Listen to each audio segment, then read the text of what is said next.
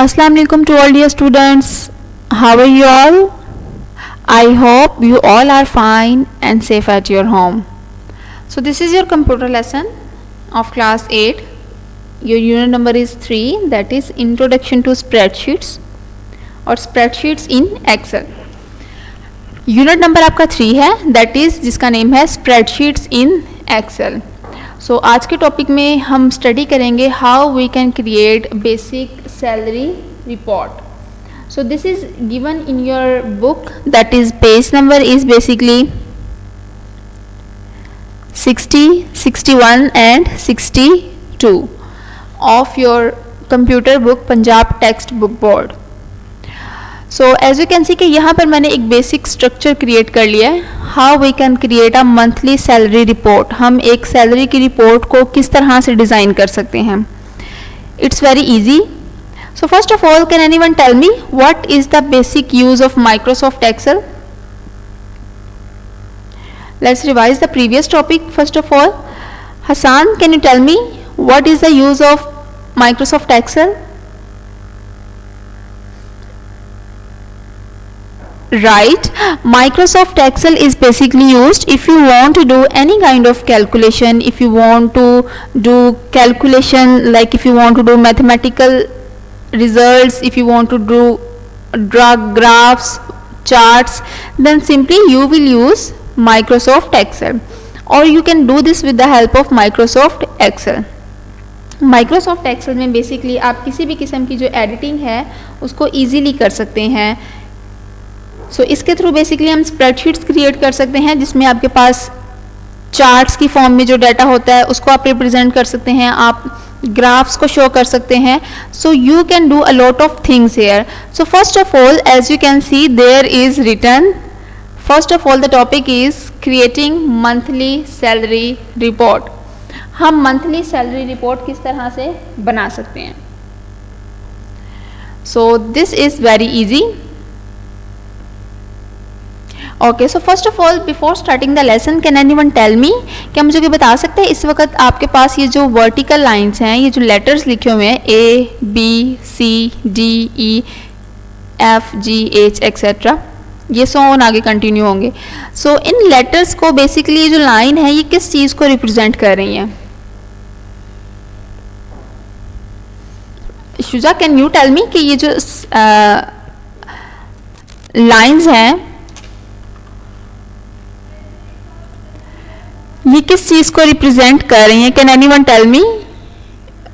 Right, ये basically आपके पास जो वर्टिकल लाइंस हैं ये कॉलम्स को रिप्रेजेंट कर रही हैं. So these all vertical lines they are known as your columns. Like if I will select this complete row, so this is known as your column. Is it clear. So this vertical line is known as your columns. After that, as you can see here we have some numbers. यहाँ पर हमारे पास कुछ numbers भी हैं, that is 1 2 3 4 onwards. So what we can call to these numbers. In numbers को या ये वाली जो lines हैं इस तरह से, इन lines को हम क्या कह सकते हैं. ये जो आपके पास horizontal lines हैं. आमना Shakeel, can you tell me. Very good. Right. ये जो आपके पास horizontal lines हैं they are known as your rows. Is it clear? So these vertical lines, ये जो lines हैं इनको हम columns बोलेंगे और इसके अलावा ये जो lines हैं इनको हम simply rows बोलेंगे. And what we can get with the combination of row and column. Myra, can you tell me? Right. Row और column के combination से basically हमारे पास cell फॉर्म में आता है. ठीक है, या हम एक सेल मिल जाता है हमारे पास. So as you can see these are the vertical lines which are known as your columns and these are the horizontal lines which are known as your rows. So rows और column के combination से हमारे पास बहुत सारे sales हैं और basically हम अपना काम सेल्स में कर रहे होते हैं. And now what is the biggest advantage of Excel. हम इसमें ग्राफ्स बना सकते हैं, रिपोर्ट्स तैयार कर सकते हैं, चार्ट्स बना सकते हैं.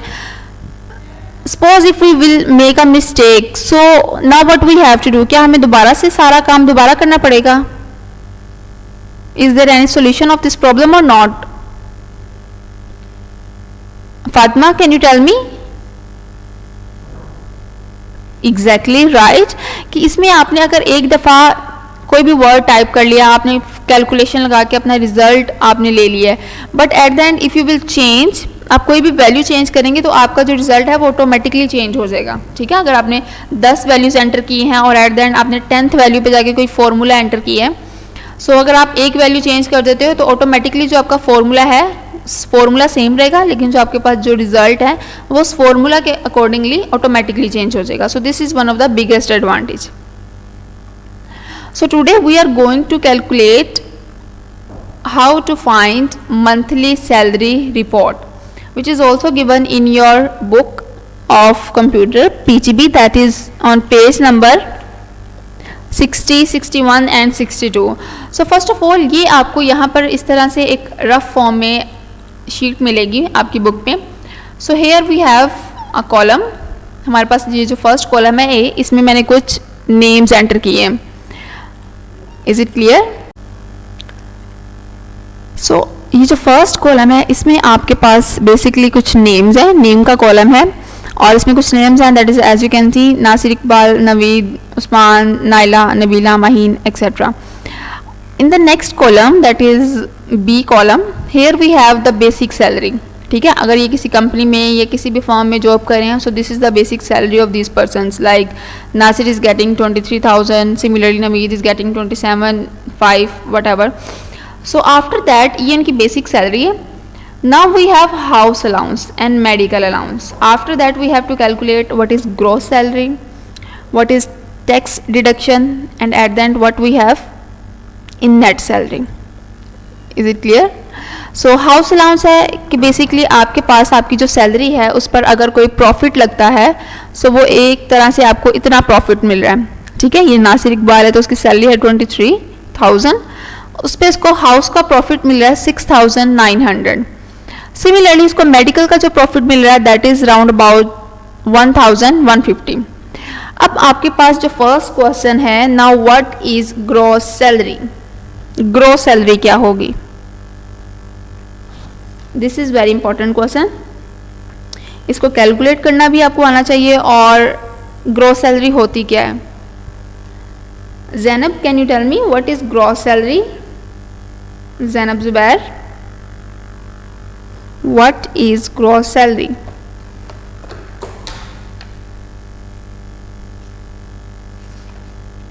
राइट, ग्रॉस सैलरी बेसिकली आपके पास वो सैलरी है जिसपे आप अपनी तीनों जो बेसिक सैलरी है, आप ग्रॉस सैलरी में बेसिक सैलरी को ऐड करेंगे, इस कॉलम को, हाउस अलाउंस, मेडिकल अलाउंस या कोई भी और किस्म का आपके पास अलाउंस लग रहा है, सो you will include in the gross salary. Similarly let's apply the formula now. Simply I will press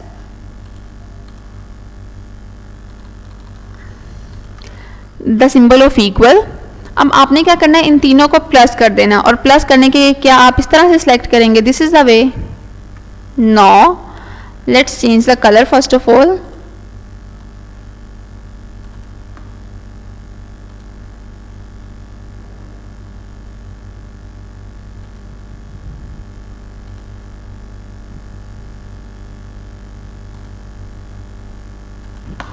okay, so gross salary में आप किस तरह से फाइंड आउट कर सकते हैं, आपने इन तीनों वैल्यूज़ को सम करना है। So just simply press the symbol of equal.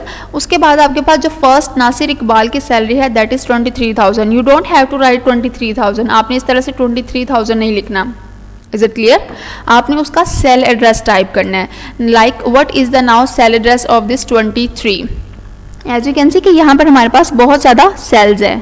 ठीक है, ये जो बॉक्सेस है, तो अब आपने उसका क्या करना है, सेल एड्रेस टाइप करना है। So as you can see कि 23,000।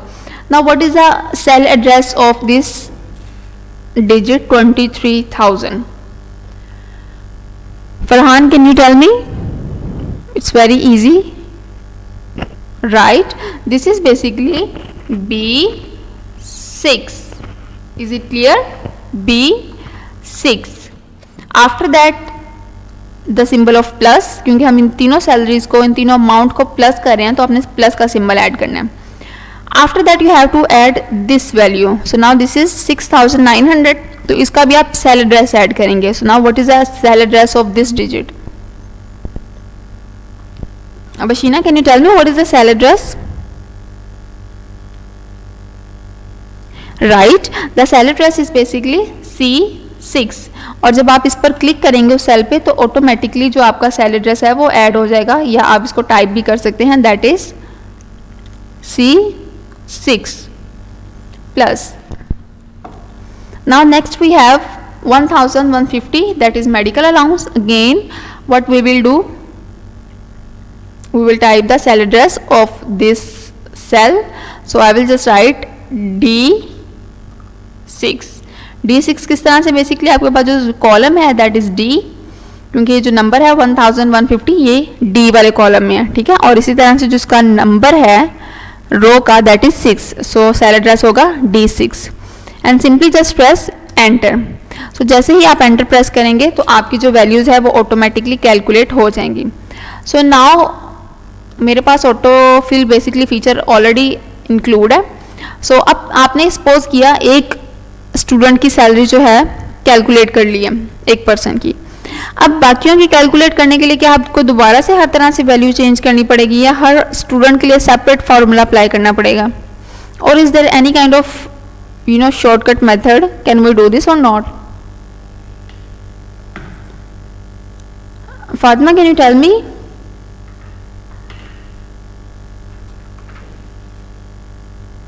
राइट, सिंपली आपने क्या करना है, आपने ऑटोफिल फीचर को यूज़ करना है.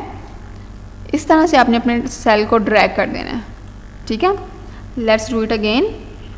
आपने अपने सेल पे क्लिक किया, जिसको ड्रैग करना है, बेसिकली उससे होगा क्या कि आपने इस सेल पे फॉर्मूला अप्लाई किया हुआ है, ठीक है. सो वो क्या करेगा, वो इसी फॉर्मूला को कंटिन्यू करेगा और जो भी उसके पास नीचे वैल्यूज आ रही होंगी साइड पर वो उसको देखते हुए बाकी को ऑटोमेटिकली कैलकुलेट कर देगा. So as you can see के your values is calculated right now. So this is your gross salary. Gross salary में आप बेसिक सैलरी, हाउस अलाउंस और मेडिकल अलाउंस को ऐड कर देते हो, प्लस कर देते हो, ठीक है. क्योंकि बेसिकली आपको जो सैलरी मिल रही होती है उसमें आपके पास जो भी किस्म का अलाउंस लग रहा है, हाउस, मेडिकल, आप उसको ऐड कर देते हो simply just by using the symbol of plus. Is it clear? Now what we will do, we will calculate tax. So as you can see in your book the tax is mentioned as 3%. के for example आपके पास जो salary gross salary अब ये आई है, इस पे अगर हम इतने परसेंट टैक्स लगा दें 3%, 5%, 10%, तो आप टैक्स को कैसे कैलकुलेट कर सकते हैं? इज इट ईजी और difficult? Right, it is very easy. Tax calculate करने के लिए बेसिकली आपने करना क्या है, similarly again the symbol of equal,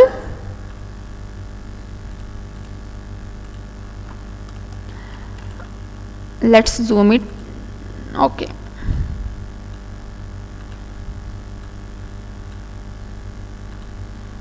symbol of equal. After that now what you have to do, आपके पास टैक्स कितने परसेंट लग रहा है, 3%, 5% या 10%?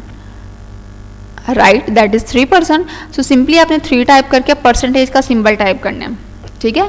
This you can do this with the help of shift की. 3% और आपने उसको मल्टीप्लाई कर देना है simply with gross salary. So now this is the multiplication symbol in your computer, that is asterisk multiply with gross salary. अब gross salary का आप क्या करेंगे, सेल एड्रेस टाइप करेंगे. सो सेल एड्रेस ग्रॉस सैलरी का क्या है, that is your E6. So I will type E6 and I will press enter. So as you can see कि आपका जो टैक्स है वो ऑटोमेटिकली कैलकुलेट हो गया. So in this way we can calculate tax. आप अमाउंट चेंज कर सकते हैं. इस वक्त फिलहाल जो मैंने रखी है टैक्स डिडक्शन की, दैट इज 3%. अगर आप इसको 5% कर दें, 10% कर दें, so similarly you can follow the procedure and you can complete your tax deduction calculation. Is it clear class?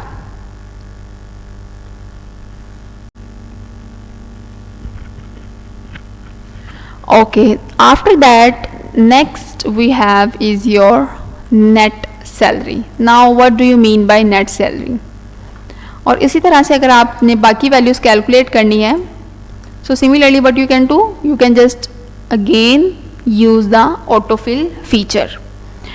So can anyone tell me what is the basic function that we can done with the help of autofill function?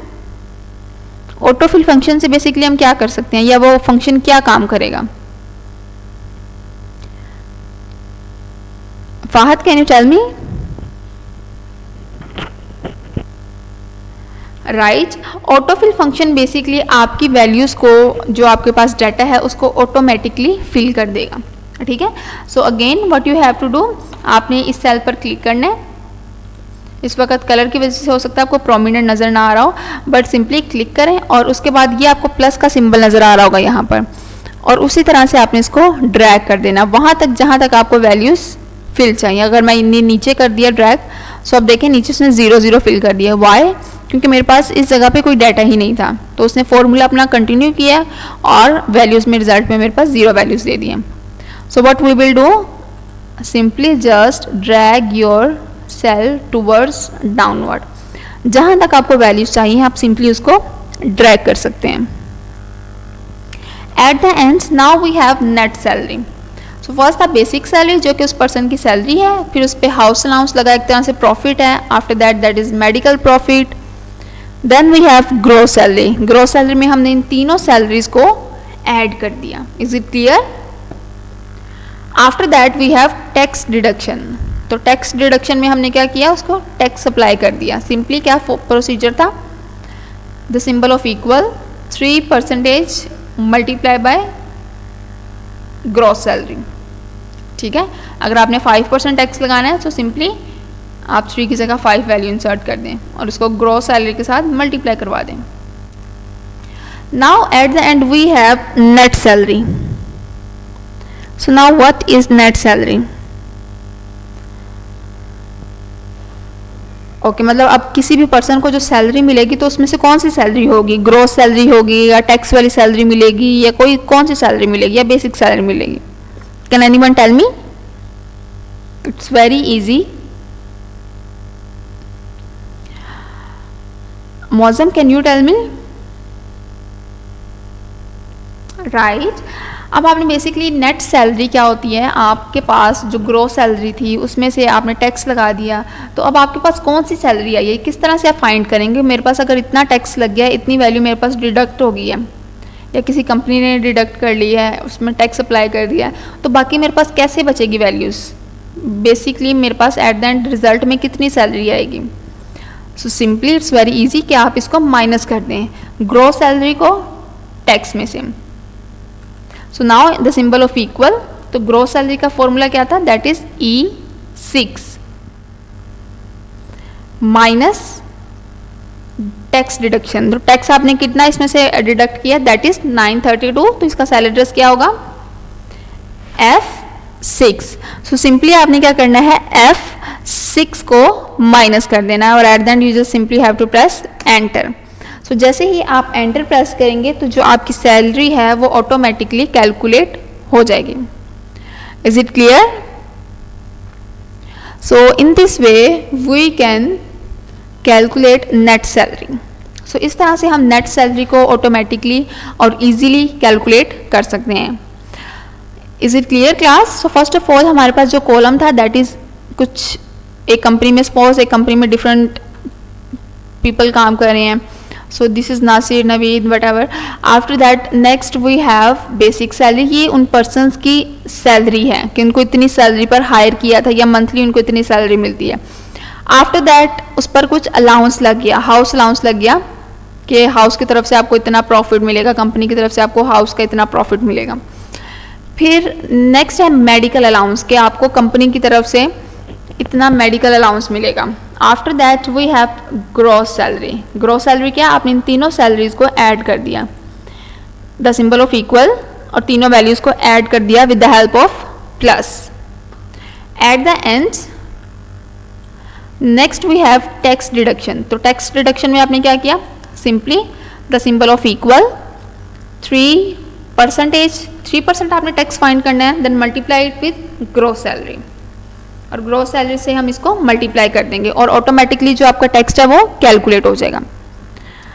After that we have net salary. Net salary में हमने क्या किया, हमने simply the symbol of equal gross salary में से minus कर दिया है नेट सैलरी। ओके, अब सपोज करें कि आप समटाइम डाटा कैलकुलेट कर रहे हैं बट आपके पास पॉइंट्स में आंसर आ जाए। आपके पास आंसर आया 93.22258, इस तरह से अगर यहाँ पर कोई आंसर आ जाता है, so now how you can change it. अब इसको आप किस तरह से चेंज कर सकते हैं। For example if I will do 20.660, suppose करें यहाँ पर मैं वैल्यूज चेंज कर देती हूँ, दैट इज इस तरह से। तो अब आपके पास अगर आपके पास पॉइंट में वैल्यू आती है तो आपने सिंपली क्या करना है, आपने उस कॉलम को सिलेक्ट करना है। यहाँ पर आपके पास एक ऑप्शन होगी नंबर, नंबर के बाद ये एक ऑप्शन है फॉर्मेट सेल्स, एक छोटा सा एरो सिंबल बना होगा। Here you will find the option of number, और यहाँ पर आपको वो कह रहे हैं डेसिमल प्लेसेस कि आपको वो जो पॉइंट है वो कितने प्लेसेस के बाद, कितने डेसिमल के बाद चाहिए। So you will just increase it and press okay. So as you can see कि मेरे पास जो आंसर आ रहा है वो पॉइंट में आ रहा है, ठीक है। सो इसी तरह से अगर आपने पॉइंट को क्लोज करना है, just simply press select your cell column, format cell option, after that number, number के बाद अगेन नंबर पर क्लिक करना है और यहाँ पर अपनी डेसिमल प्लेसेस बता दें 1 है या 2 है, and simply press okay. So simply in values को रिमूव करके आपके पास जो डेसिमल प्लेसेस हैं वो ऑटोमेटिकली रिमूव हो जाएंगी। Is it clear? Okay, so now simply just do the practice of this practical कि हम मंथली सैलरी रिपोर्ट किस तरह से फाइंड कर सकते हैं। किसी भी कोई भी डाटा हो आपके पास, कोई भी कॉलम्स हो, हाउस अलाउंस, मेडिकल अलाउंस या किसी भी किस्म का कोई और अलाउंस हो, आप उसमें से इजीली ग्रॉस सैलरी को फाइंड कर सकते हैं, टैक्स को डिडक्ट कर सकते हैं 3%, 5%, and eight the end you can find the net salary. So now just watch this video lesson carefully. आपने इस वीडियो लेसन को ध्यान से देखना है और इसी की प्रैक्टिस करें in your computer and just revise, complete your lesson, and if you find any difficulty, any problem in this lesson, then you can ask me in WhatsApp or in Google Classroom.